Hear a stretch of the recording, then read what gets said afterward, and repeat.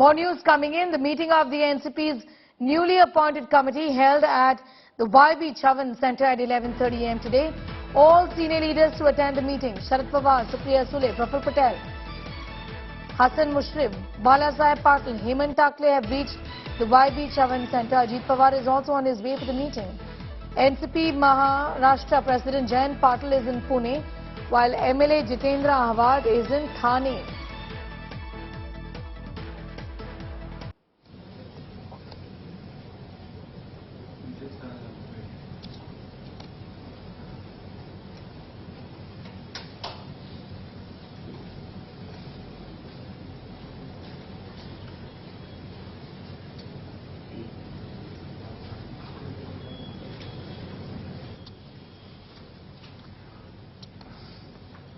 मुझे तो नहीं लगता है और पवार साहब पर हम लोग दबाव बनाएं, ऐसी इतनी जो है ताकत भी हम लोगों में नहीं है और ये कोई सोच भी नहीं सकता है कि उनके ऊपर कोई दबाव बनाए।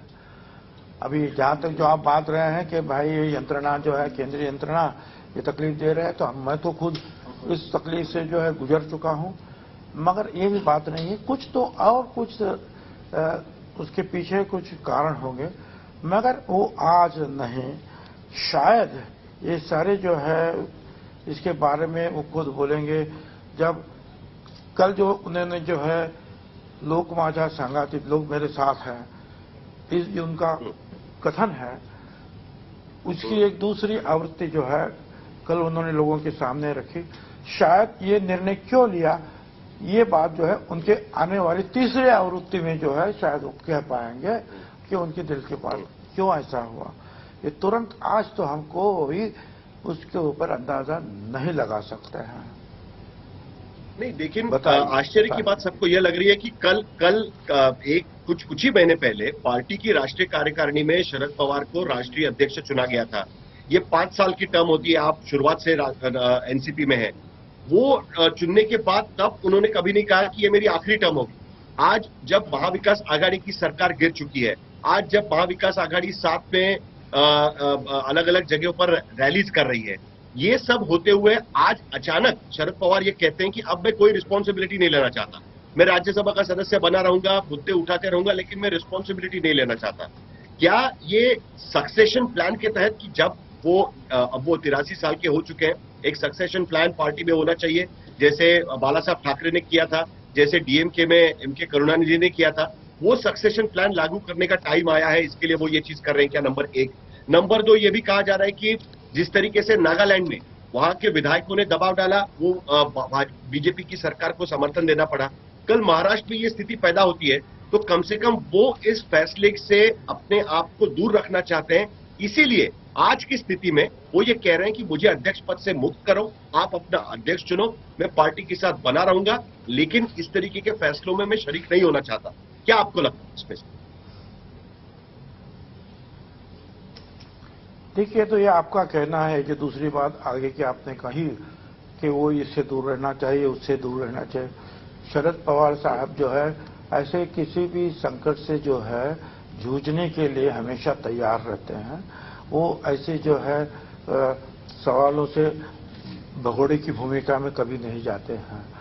अब बात दूसरी है कि अब उन्होंने कहा कि मेरी आयु हो रही है, ये तो सही बात है कि उनकी आयु हो गई है, कई सारे जो है शारीरिक तकलीफें उनको है। उसके बावजूद मैंने कल कहा कि भाई हम जितना काम करते हैं उससे 10-15 गुना ज्यादा काम तो आप करते हैं। तो आयु की जो है उम्र की जो है उम्र का सवाल जो निर्माण नहीं होता है। आप बने रहिए, चाहिए तो जो है वर्किंग प्रेसिडेंट कोई और काम करे, मगर उन्होंने कहा कि भाई ये मैं कुछ नहीं कहूंगा, मैंने इस्तीफा दिया है, उसके ऊपर मैं अड़िग हूं और आगे का जो निर्णय लेना है वो कमेटी लेगी। अब ये जो है उन्होंने कहा है, तो उनके दिल की बात, जैसे मैंने कहा कि ये कोई नहीं जानता है आगे क्या है।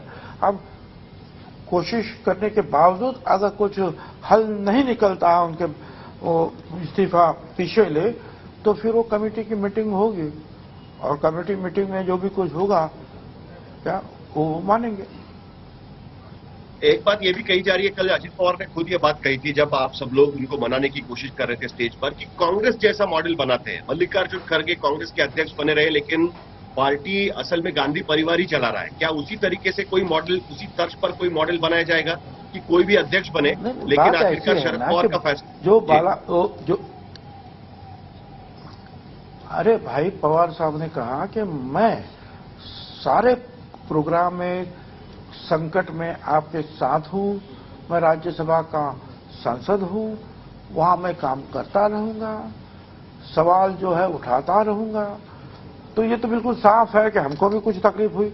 अभी हम तो जो है उनसे जुड़े हुए हैं।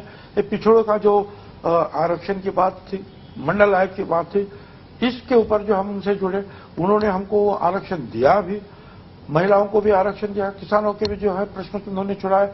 और मैं समझता हूं सामाजिक प्रश्नों की जो सारी जो जानकारी जो उनमें है शायद किसी में है, मगर सामाजिक प्रश्नों की क्यों, सारे प्रश्न जो है आज महाराष्ट्र में सारे जो उद्योग जो इंडस्ट्री लाने का श्रेय उन्हीं को जाता है।